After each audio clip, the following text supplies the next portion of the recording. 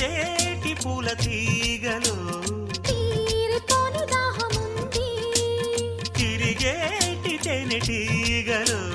పూలబాల పరిమళాల కబురు పంపింది తేనెటీగ చిలిపి పాట బదులు పలికింది ఎన్నిసార్లు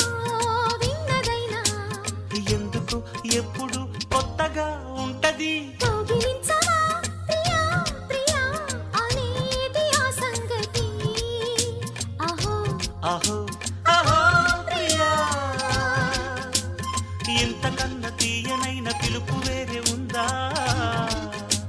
అహో అహో అహో ప్రియా అంత మంచి పిలుపు విన్న మనసు ఆగుతుందా కౌగిలించవా ప్రియా అనే జవాబు తానివ్వదా